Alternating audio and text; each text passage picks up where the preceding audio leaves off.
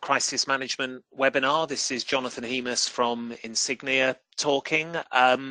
We've got a few people still joining, so I'm just going to give them literally a minute before starting the presentation. Thank you everyone for joining us for this afternoon's webinar, which is on the topic of managing social media in a crisis.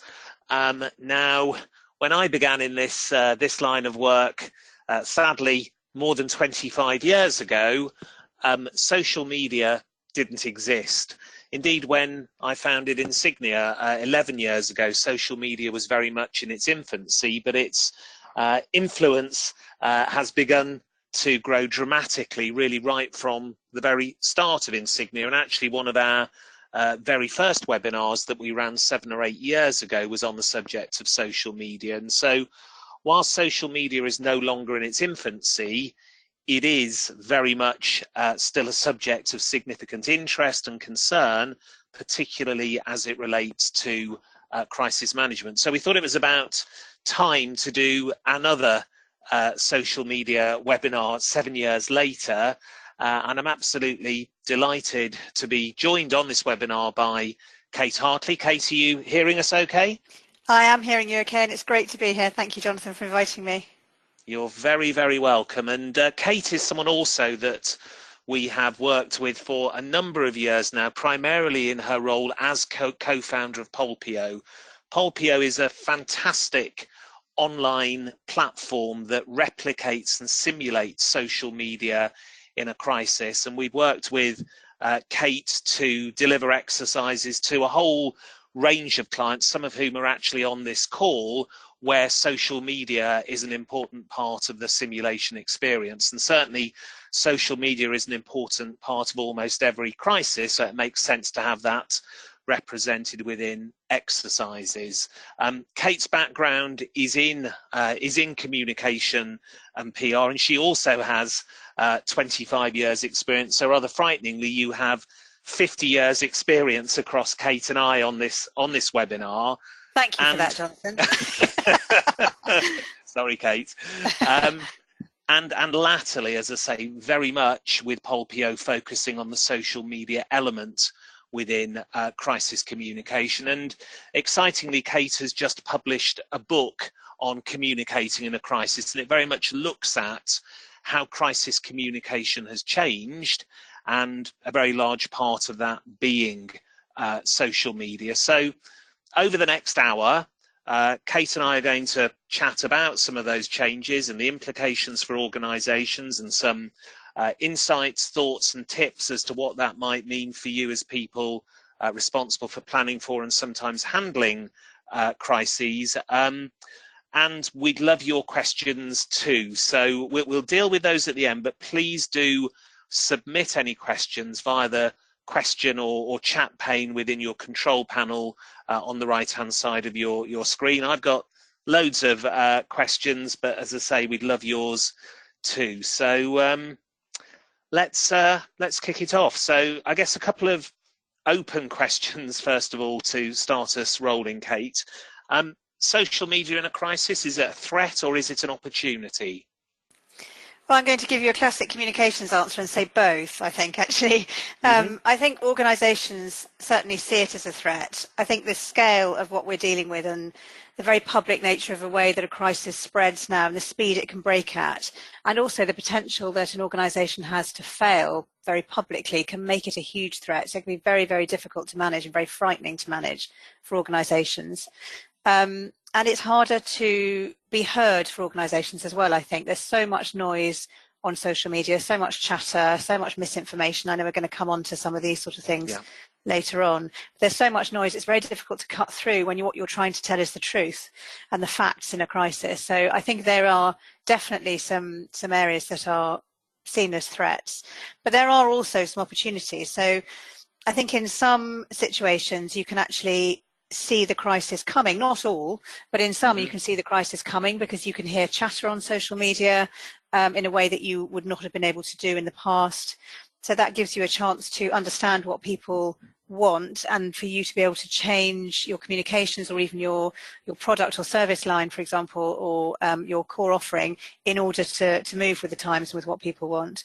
But also in a crisis, it can be a way of you reinforcing your company values. If you're going through a really serious crisis, then social media is a great way of you actually getting to a large number of people and reinforcing the values that you hold as a company. Great. And so what would you say the biggest impact is that social media has had on how organisations communicate in a crisis? I think the biggest change is the way that people communicate with companies, full stop. So social media really gives people a voice in a way that we've never seen. It's at such an enormous scale now.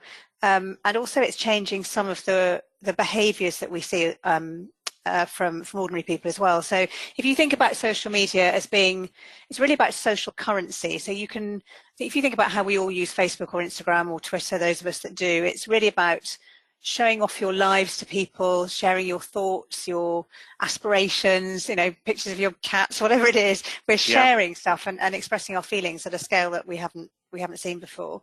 And how that relates to organisations really is we're using organisations as part of that social currency. We probably always did that to an extent. If you think about, wearing branded clothes or going to a particular destination on holiday or flying with a particular airline or whatever, but we're now associating ourselves publicly with organisations on social media, which gives us that social currency.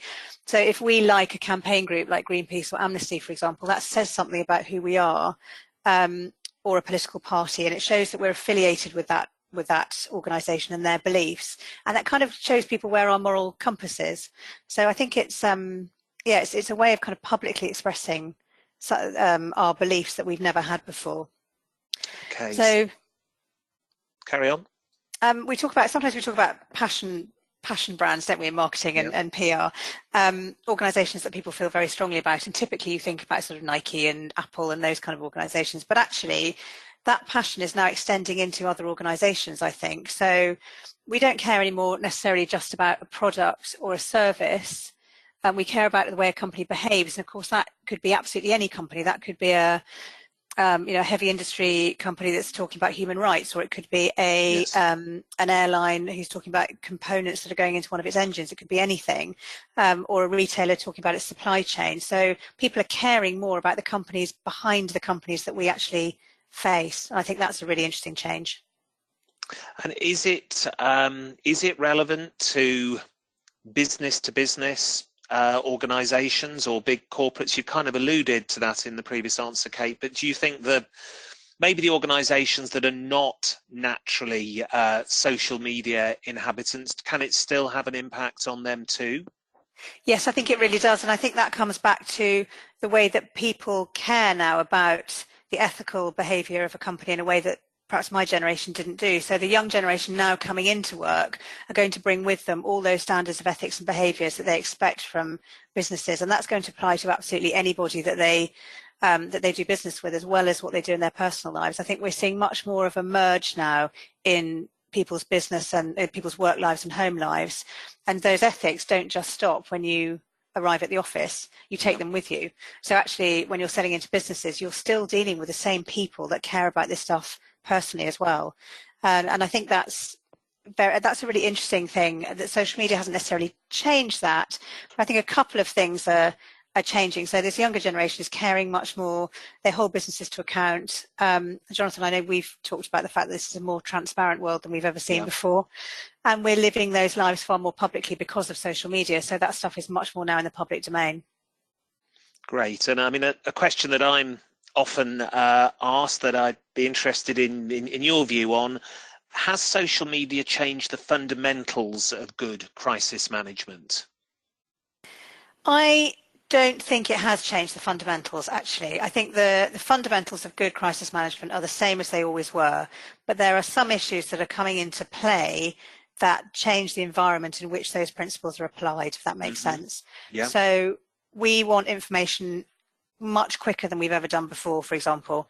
We're very used to getting anything we want at speed, and that's not just because of social media. It's the rise of the internet and the ability to Google things quickly. So we want things very, very quickly. So organisations are having to move much faster than perhaps they're set up to do. we expect much more in terms of transparency than we've ever done before as well. So organisations now, when they're going through a crisis, their instincts might be to close the doors and do this stuff privately, but actually we expect them now to open the doors and show us absolutely everything they're doing. So that's really changing. And I also think the way that consumers or ordinary people in whatever setting are changing the way they complain to organisations as well. And there's some really interesting research done into the airline industry by a company called Clarabridge, which looked at the fact that people are actually complaining less, not more, specifically to their airlines, but I think this is being replicated across other sectors as well, because people are disengaging because they realise there's so much information out there now, and organisations are hearing so much, they've got so much data that actually people are thinking, I'm never going to get heard, I'm just one tiny voice. So one of two things is happening. They either disengage or they get really, really angry, and that way they get their voice heard. So there are a few things that we have to think about when we're managing a crisis now that we perhaps didn't have to before. And I think you really have to understand how people behave on social media in order to respond effectively. But the bottom line being that all of those good principles of crisis management still apply, but it needs to be done sooner, more proactively, more openly than ever before, but the fundamental framework remains the same. Exactly right. It's the reaction of the people that's really changed. And there's a really interesting woman called Jill Green, who's a clinical psychologist who works with businesses. She works with all sorts of different companies on negotiating between staff and the business, for example, or even with customers in the business. She's a fascinating woman. And she talks about the psychological contract that we have now with organizations, not just brands, but with all organizations. So we will give them our business. I mean, we as in the general public will give them the business in return for them behaving in a way that we expect, that fits in with our moral values and in a way that we trust. And that gives us a sort of sense of emotional ownership, because again, we're used to seeing all these companies all over social media and used to them being very public about the way they're doing things. But that means that if the organisation then betrays our trust, we feel a sense of betrayal. And that's something I don't think we've seen at this sort of scale ever before. It's certainly something that's changed in the time, that 25 years plus, Jonathan, thank you, that you mentioned earlier, that I've been in this business. So, and typically in a crisis situation, that means that they'll get very, very, angry and upset and stop doing business with that organisation. And I think that's really fundamentally changed. Great. So that leads us neatly on to, we've got 2 or 3 slides to share here. And really the first one is about what is it that organisations actually do that triggers that backlash from people on social media? Yeah, I mean, this is fascinating, isn't it? I think behaviour essentially happens for one of 2 reasons, any sort of behaviour. But in a negative situation, there are 2 things that happen. One is positive reinforcement. So if you think about how you might train a puppy, for example, doing it does that at something. the moment, Kate. Well, you'll know exactly. In a crisis situation, if you share something, a bad experience, and people like it on Facebook, so you get the likes and the shares and the comments, then you're being reinforced. So you'll think, oh, I did a good thing by sharing that bad thing. So that's kind of positive reinforcement. And then you have negative reinforcement. So doing something bad takes away something bad, which sounds odd, but when you think about if a company's done something that you feel is negative, you can take away a sense of powerlessness by attacking that company. So typically that's where you get sort of negative behaviour. And the things that a business does to trigger those behaviours are typically fall into 5 categories. So one is it hits at your core beliefs and values. So the things that you personally really, really believe. So those are things like the environment or human rights, those kind of big issues that you really hold very, personally very close to your heart. The second is it might attack your social norms. So that means the kind of societal norms. So things that we as a society think are good. So breaking the law perhaps, or tipping toxic waste into the ocean, things that society thinks are not good things. Then the interesting thing I think is it might go against its own ethics. So if you think about a politician, for example, who set themselves up as a family man and then goes off and has a very torrid affair with or something like that. The kind of the hypocrisy. If you go against your own ethics, then you have further to fall than if you never made those promises in the first place. And there are some people who say that's why companies like Amazon, for example, still continue to do incredibly well, even though people criticize them all the time for workers' rights or not paying enough tax or whatever it is, because they've never set themselves up to be a really good ethical company. They're just set themselves up to be all about convenience. The next thing is it might take away our control, and an example of this might be Facebook breaching our trust by handing over data, for example. So something that means that stuff that you think you should be in control of, the company then takes away that control, and that's very typical in a data breach. And then the fifth one is something that's very personal. It hurts something we relate to. And I did a talk the other day to a super smart group of people from Boston University who I asked them why they might act on social media, what might trigger them to say something negative about an organization on social media. And I asked them if they ever boycotted anyone. And one of the girls said, yes, I boycott a company because they don't support equal marriage and my parents are gay. And so that's a very typical thing. If it's something very personal to her, it hurt is something that she related to. So those are typically the 5 things you really want to avoid in a crisis situation.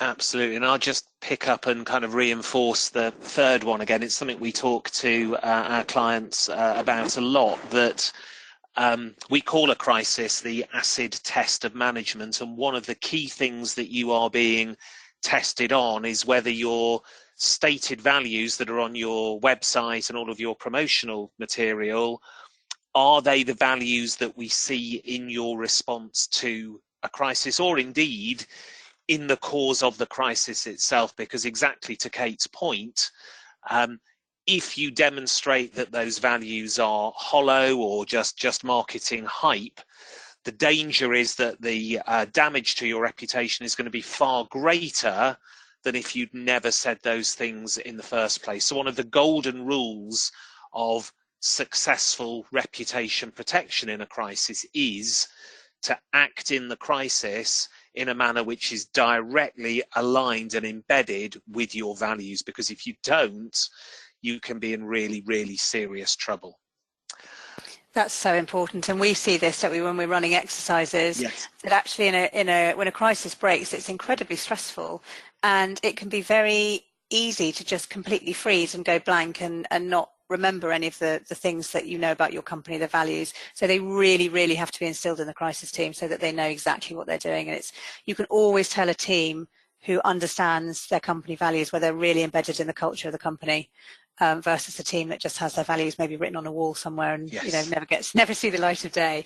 And the team with the values embedded really understand what they should do in a crisis, and it makes such a difference to the successful managing of that crisis. It makes it so much easier to manage the crisis if you know the direction of travel and you know the fundamentals that underpin every decision you need to make.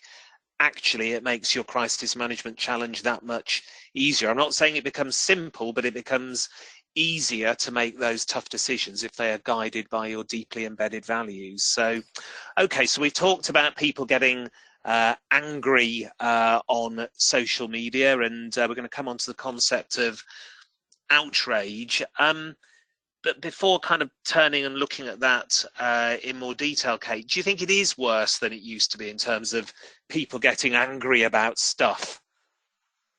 I do, actually. I think it's a lot worse than it used to be, and I think there are a number of reasons for that. The first is there's been some research, really interesting research from Yale, that shows that we're more likely to learn about things that go against our moral norms or that are outrageous on social media than anywhere else. So, for example, this woman researcher called Molly Crockett, and she's a professor of psychology at Yale, and she found that we're something like 3 times more likely to learn about something outrageous on social media than we would in the offline world. Right. And of course, social media sites encourage that, because if you think that social media sites are driven by shares, likes, comments, and neuroscience says that we are more likely to share, like, or comment on something that makes us really angry than anything else. So you share something that makes you really angry, Facebook or Instagram or Twitter goes, oh, you shared that post, you must want more posts like that, so we're going to show you more stuff. that shows stuff, something that makes you really angry, whether it's a puppy farm or a human rights abuse or whatever it is. So you get exposed to more and more of this stuff because of the algorithms. And that is the fundamental revenue model of social media sites, of course. Yes. They're looking for their share of attention. And so we're being exposed to more stuff that outrages us. Yeah. And we're a sort of live experiment. We don't really know what the outcome of that's going to be, which is quite fascinating, but we're definitely seeing more. So in the old days, you might have seen something that made you angry maybe once a week or once a month or whatever. And now you're probably being exposed to 4 or 5 things a day that really make you pretty cross. Yeah. And who knows what that's doing to our brain chemistry? We just don't know. So probably one of 2 things is going to happen. We're either going to get even angrier generally. And I think we see this in society, don't we? We're becoming more polarized about everything, whether it's, about politics or about Brexit or whatever. We're getting very, very polarized, and there's a group of people in the middle who are just disengaging. And that's the other thing that might happen, is that we will get this sort of fatigue, outrage fatigue, where we think, I'm just too tired, I can't do this anymore. So they'll just totally disengage. And that's actually going to be problematic for organizations, because you can't reach people who are not engaging. So it's a problem on both sides, actually. So yes, there's a short answer. I think it's getting a lot worse. Yeah. Okay, so let's look at this outrage cycle and how people kind of feed off each other in a little bit more detail. So this is an interesting chart that shows typically what we see. So when I was writing this book, I did a lot of research into the psychology of how people respond in crisis, but also tracking different crises and looking at what happens. And this is very, very typically what we will see. So somebody will post something controversial to social media. That might be, it might be an individual, it might be an organization, it could be a brand, it could be a charity, whoever it is. Inevitably, there will be a group of people who are outraged by it, whatever it is. I mean, you could put pretty much anything. You want to see the backlash against Greta Thunberg, for example, going on at the moment. There are people who are just outraged that a 16-year-old girl can talk about the things she's talking about, and some pretty horrific things actually being said. But anyway, you get this group of people who are absolutely outraged. So they attack that first person. And then that happens for a little bit, and everybody gets involved because we all like to wear this stuff as our social currency. We want people to see that we're associated, we're outraged by this behavior. Then you get more information that comes out, and then you get another group of people who are really outraged at the first group of people who are outraged. So they then attack each other. And it sort of implodes at that point in a way. So you get these incredibly extreme groups who are just being absolutely more and more polarized. And as I said, this group in the middle who get completely disengaged, and these people just keep attacking each other over and over again. And you really see it. I mean, we're seeing it with Brexit, aren't we? Whatever side of the political debate you are, we're seeing it in this situation at the moment with Brexit, where there is very little room for rational debate. You have to take a very, an extreme view one way or the other. And you see it with all sorts of things. But it's awful because it doesn't really allow for much reasoned, rational debate on either side. And so people who perhaps didn't really care about the issue to start with are now seeing all their friends getting, worked up, so they get worked up, and it just snowballs. The snowball effect is amazing on social media. So we're getting far greater polarization. And I think it's something that organizations really have to prepare for, to deal with this kind of outrage that inevitably is going to happen when they hit a crisis, particularly if it's something that there's a perceived fault. So if the organization has a responsibility for that crisis starting, then they are going to face this kind of backlash from people. And to what extent does the frequency of this outrage, as you say, people are angry about stuff every hour of every day at the moment on social media, to what extent does that mean there is a bigger risk for organizations, and to what extent does it mean there's actually a lower risk because the very frequency and amount of outrage almost devalues its currency? How do you balance those two elements? It's a really interesting question, and I think a few years ago we probably would have overreacted to that kind of outrage, whereas now some organizations even caught it because it raises their profile. And I think we saw this, for example, with Nike and the Colin Kaepernick campaign, where that outrage actually really fed into Nike's values. It gave them a chance to reinforce their values, because the people who were outraged were not the people they wanted to have as customers or who were buying their products. So in some ways it can actually feed into your values and be used to a positive effect. I think in Nike's case, they saw their sales go up by, I think it was 31% or something after that campaign. It was amazing. Yeah. But it can also be very frightening. And also it takes a lot of resource and time and effort to sift through all that anger to get to what you really need to hear from your customers. And I guess if you're going to court outrage or, you know, intentionally create it, that probably sits best within a business or a brand which is either edgy or maybe youth focused. You have to be very careful that that kind of campaign or approach is one which sits comfortably with your values and with your positioning as an organisation. Absolutely, and that goes back to your point earlier, Jonathan, about understanding what the values are of the organisation and ensuring that you communicate in a way that reflects those values all the way through the crisis. Yeah. And I think what we see now, particularly with consumer-facing brands, not so much with business-to-business organisations, is companies trying to get in on this bandwagon, and ending up with what the CEO of Unilever called woke washing, which I think is such a brilliant term, trying to capitalise on this outrage in order to create publicity. And actually that's not a good thing if it doesn't fit with your values. It absolutely has to be right for the company, and it's not right for everybody. And so if we go back maybe to the situation whereby it isn't intentionally created, but there are people on social media who are talking negatively or critically about your organisation, what kind of criteria should the organisation be applying to appropriately calibrate its response to that negative chatter online? I think there is some stuff that you should just ignore, honestly. And there is some, if there's misinformation being spread about your company, then I think you have to correct it. So there are some things I think you should always respond to. So-called fake news or misinformation, anything that could resurface in the future and land you in trouble, you want to put a stake in the ground and say, no, this is not who we are as an organisation. Actually, there was a really interesting example in 2016 of the trainer company called New Balance, where anti-Trump websites quoted New Balance's VP of Public Affairs saying that the Obama administration had turned a deaf ear to them and he thought things might move in the right direction under Trump. Now, interestingly, he was talking in a private conversation specifically about the Trans-Pacific Partnership, not in general about Trump's politics. I think he may even be a Democrat, I'm not sure. But websites jumped on this and saying he was endorsing a Trump revolution. So anti-Trump groups started to burn their trainers in the street.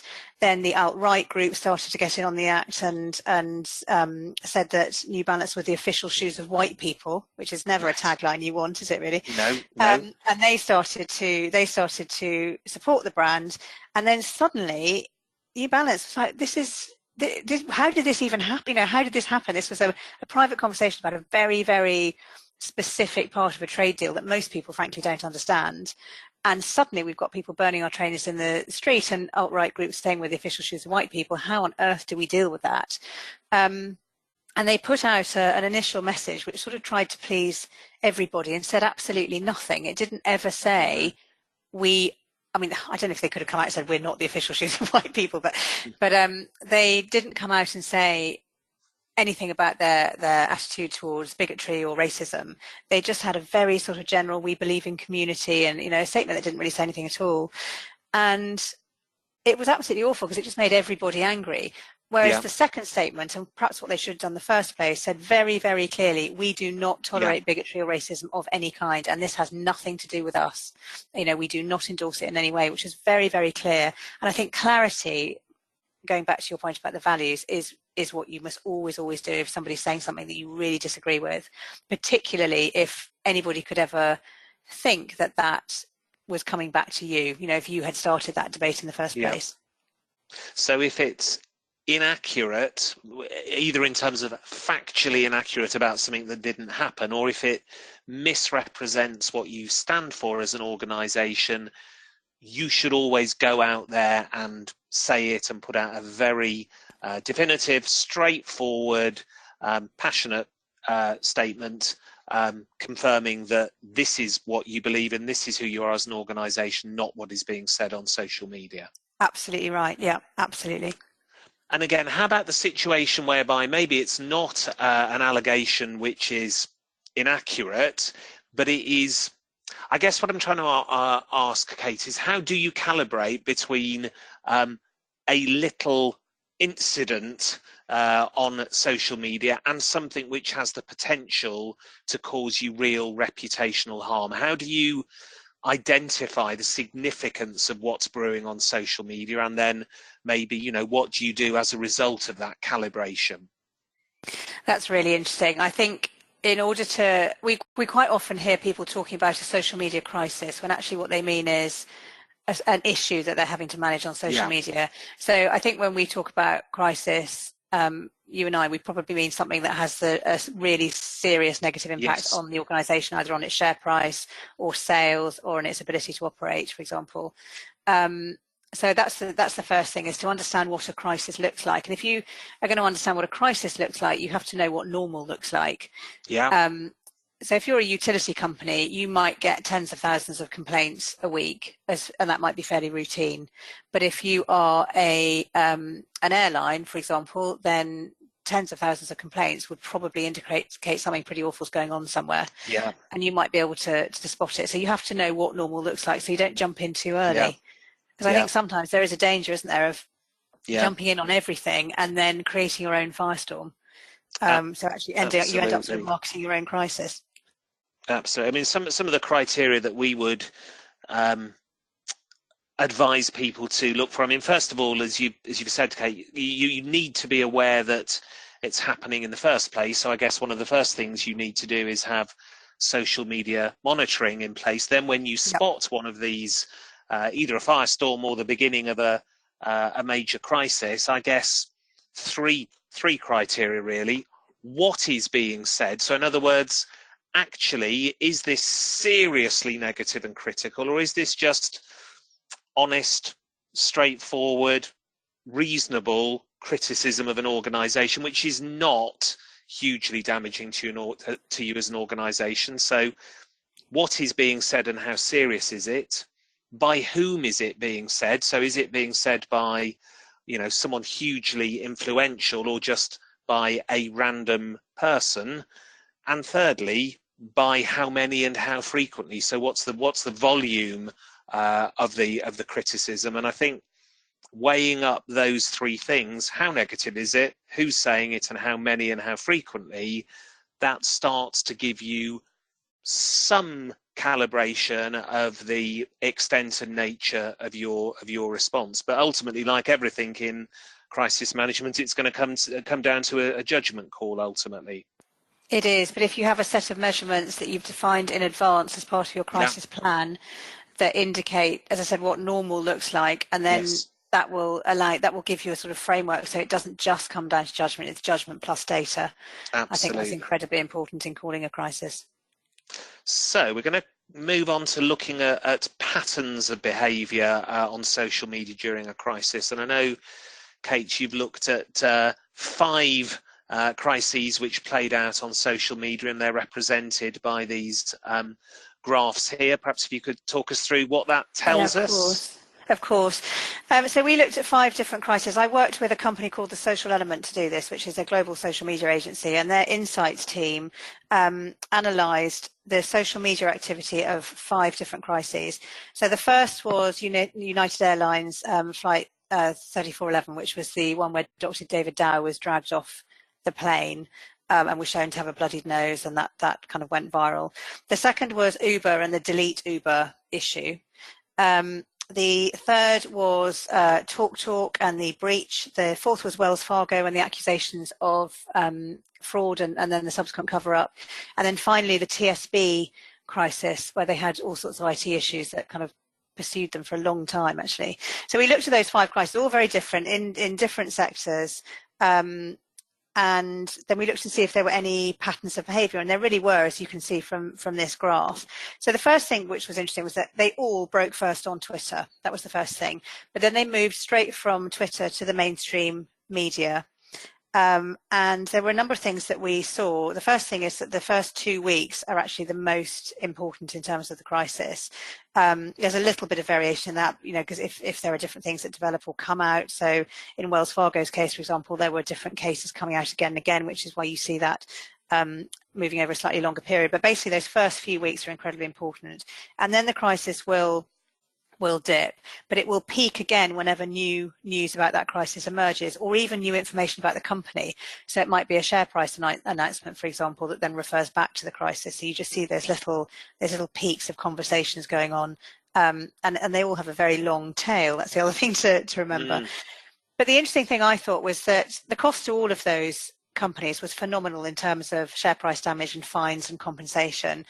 But there were also some very personal costs too. So of the 5 companies that we looked at, only one CEO was in place 6 months after the crisis ended, and that was Oscar Munoz from United Airlines. But interestingly, he actually agreed to halve his pay after that crisis was ended. So there was still a very personal cost to him, and I thought that was fascinating. We looked also at the influencers. Who are the big influencers in spreading the news about the crisis? And the media was still the most influential group in spreading the crisis. So it would break on social media, but then it would really reach scale once mainstream media spread it. And I think that's very interesting when we look at managing a crisis, because actually if you jump on something too quickly, you could spread it quicker than perhaps you want. But actually social media should be a very good way of spotting the crisis early so that you can have time to respond effectively. And then after that, the biggest influencers were influencers, I suppose.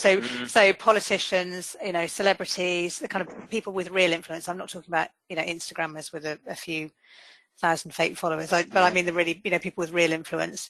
There were other things that came up as well, and again we saw little kind of peaks where memes would start, or humor. So in every single one of these, they ended up with spoof Twitter accounts, mocked up images and videos, not quite the deep fakes that we see now, but things that were kind of designed just for humor and to be funny.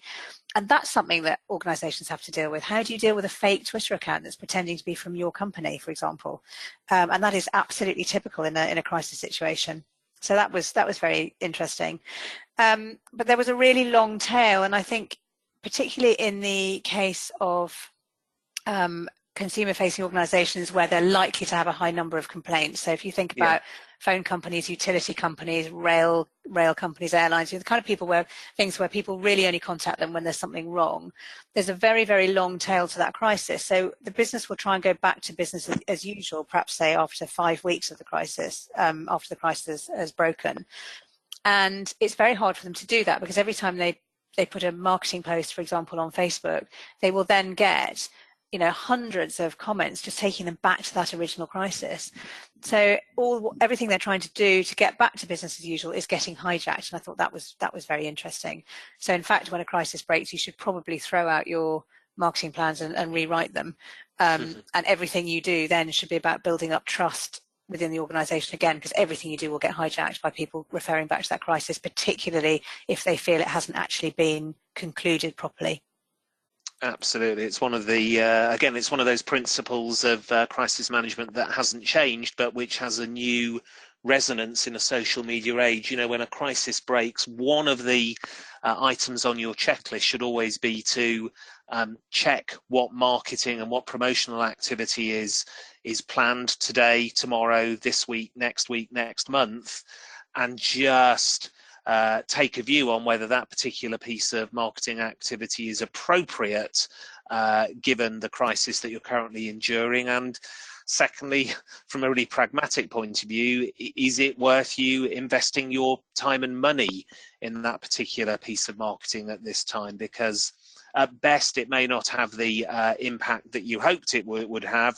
At worst, it may actually make your crisis even worse, or create a fresh line of attack. So always review your marketing in the light of a crisis event.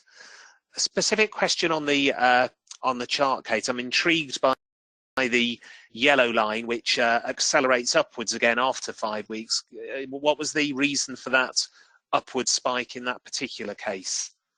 That was actually a discussion that happened. That is the pattern for TalkTalk, and that was Right. a spike then in when the guy was arrested, and there was a big discussion about, well, there Yeah. had been a big discussion about whether this had been a terrorist attack, Yeah. and it turned out to be a teenager in his bedroom. So there was a big kind of resurgence then, and a Wow. lot of humour and memes and things coming out then about the fact that TalkTalk had, had their data breached by somebody sitting in his bedroom. Basically, it wasn't actually a terrorist Yes. attack at all, which was one of the initial rumours. Yeah. So it's those kind of things will really create a spike there. And again, a broader point there. Then, when you are in the moment of managing a crisis, it's really important to look ahead, scenario plan how the situation may play out, and plan accordingly. Also, think about those future peaks of interest, whether it is an arrest, the conclusion of an inquiry, the reopening of a factory, the reintroduction of a product, the 12-month anniversary. Recognize that there are going to be subsequent moments in time when you will once again become the subject of attention, and make sure that you are ready to respond to those. And I guess the other thing that I would really emphasize is another reason why attention may intensify and come back onto you is if you have a subsequent crisis. And that's why it's so important to make sure you do everything in your power not to have a second incident right up against the first incident. You will be forgiven a single crisis if you manage it well. Organisations which have multiple crises in quick succession are less easily forgiven. And do be aware that when you have the first crisis, you will have all of the outside world, including traditional and social media, looking at you very intensely for a number of months. So what might have been a small incident in a business as usual context becomes a very big story when you have just come out of a crisis. So try to avoid any repeat offences.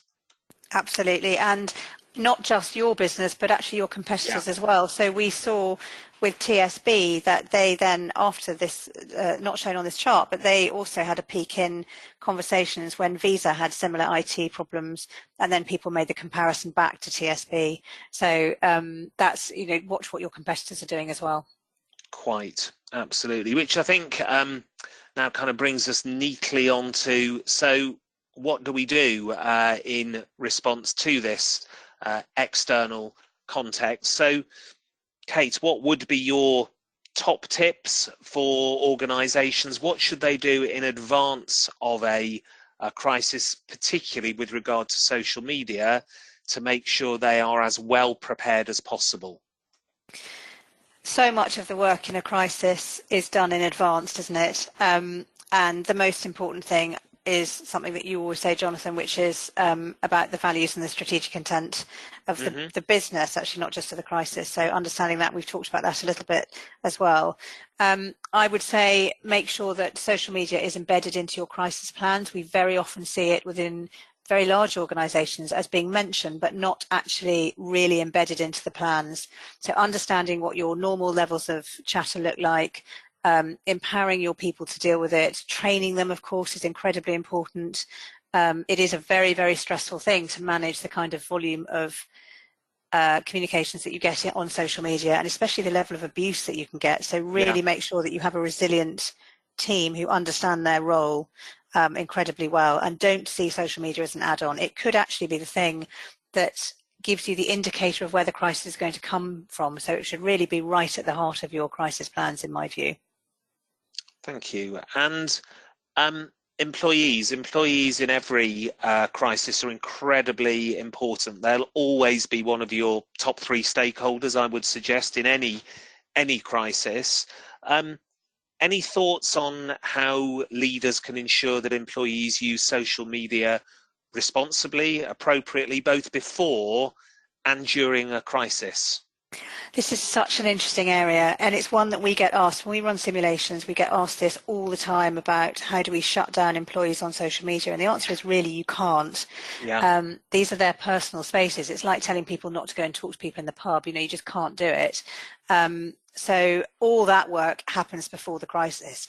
What you really want is your employees on side, and that is all down to leadership, the way the business is managed, the way employee communications are managed. If they're not on side at the point at which you go into the crisis, in other words, if they don't love your organisation, they're not going to suddenly change their behaviour in that crisis. And you could be seen as very heavy-handed if you try and shut down employees talking on social media. Now, you don't want them to give away company secrets, of course, and you should absolutely have an employee social media handbook that tells them their role in the event of a crisis and how they could make things worse, and that you might be able to say that you mustn't divulge company information and so on. You should have those things, but it's very difficult to stop people talking. What you want to do is behave in the right way so that they want the company to succeed and they want to help you in advance. And I think they get forgotten sometimes in communications. You should assume that everything that you issue internally will be leaked by somebody. Yes. It inevitably will be. It was probably always the case, but now it's very visible and public. And absolutely, just ensure that they understand what it is that you're trying to do. They're probably going to be your first line of defense in many cases. Yes. I worked many years ago with a amazing transport company, and they had very, very solid crisis plans. But a journalist rang up reception to ask about a rumour about an incident that was fairly serious. There was a temporary member of staff on reception, and she told the journalist everything she knew, which was inaccurate.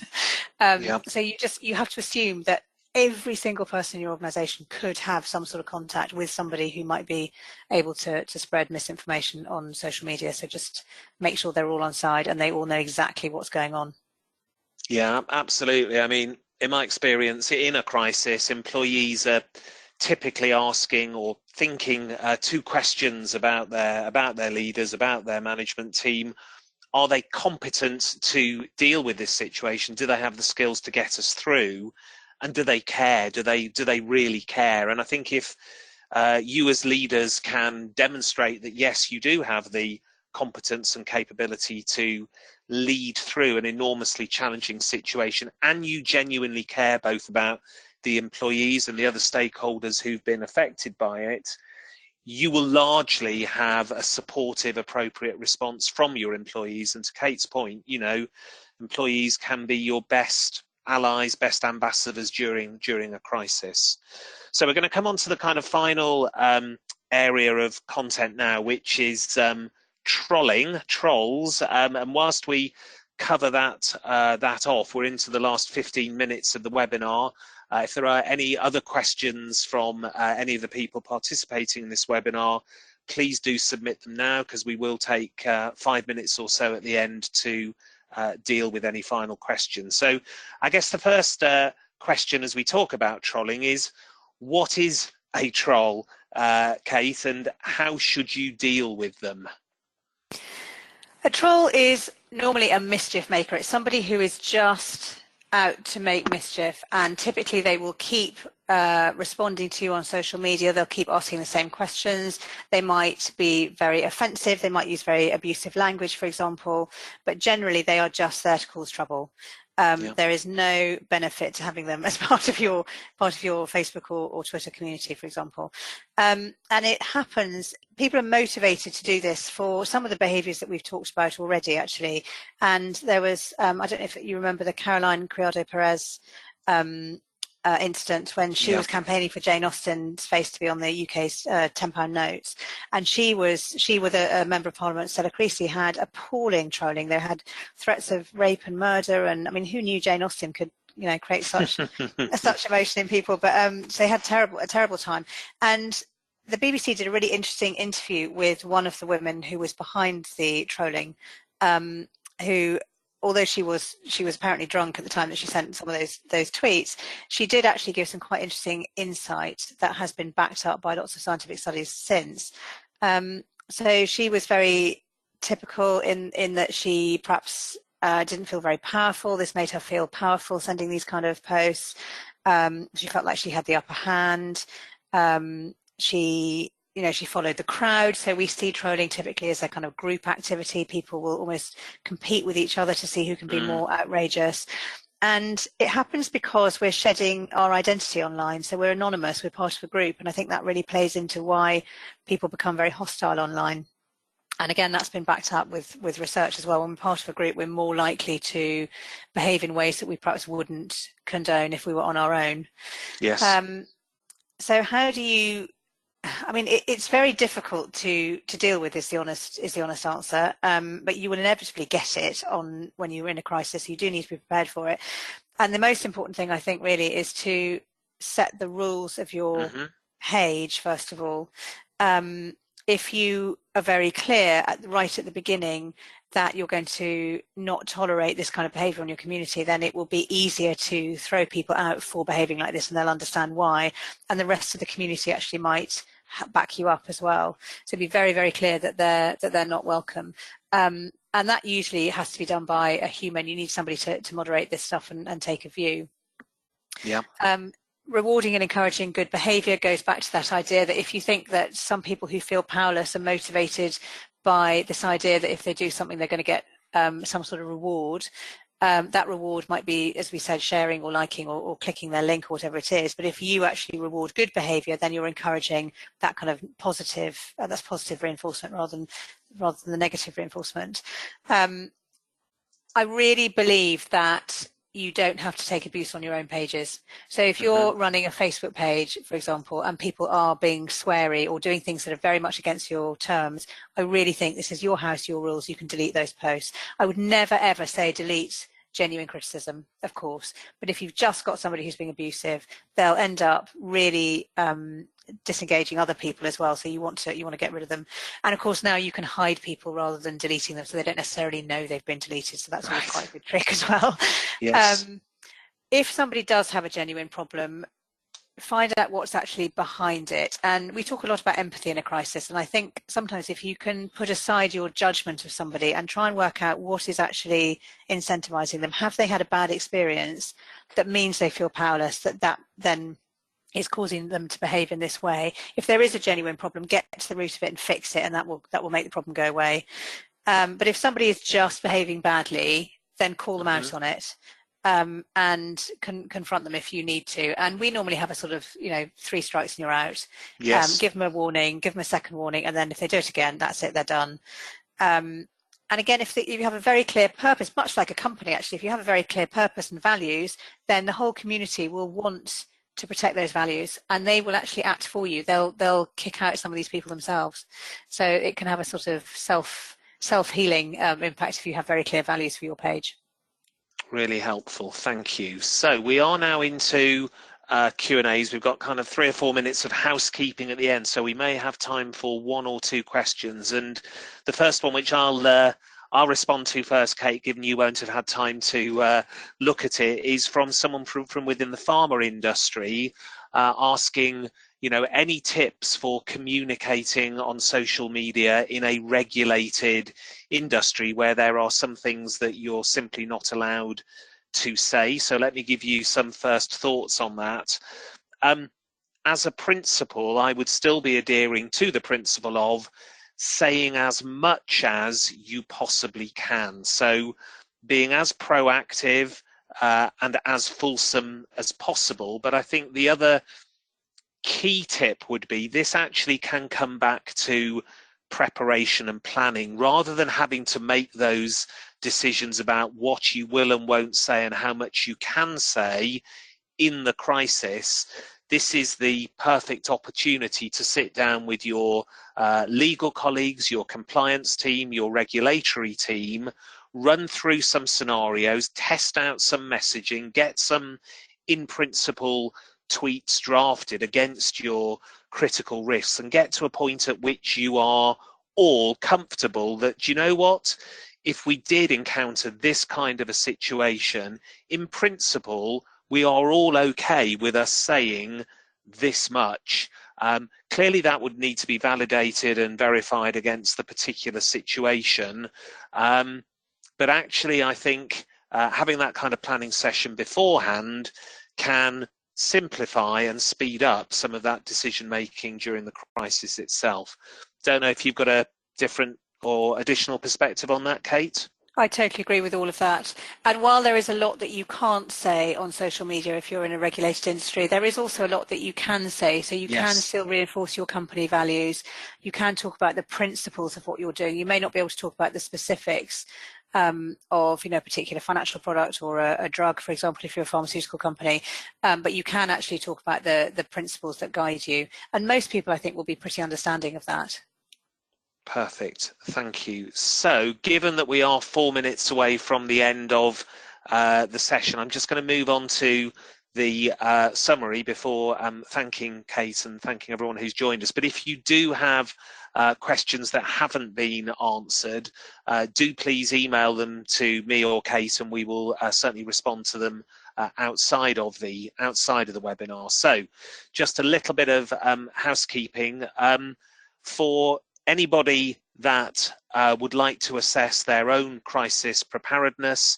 Please do go to our homepage, and there's a kind of 50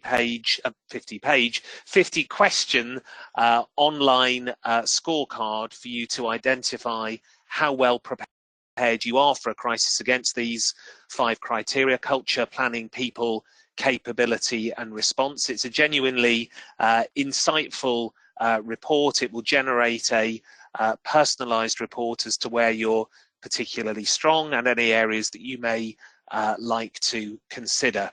The other thing, and this is a very short notice advertisement, and I know some of you on this call are coming to this event in any case, but the day after tomorrow, Thursday morning, 9 o'clock on the 26th of September, with the law firm Clyde & Co, we are jointly hosting a live crisis exercise.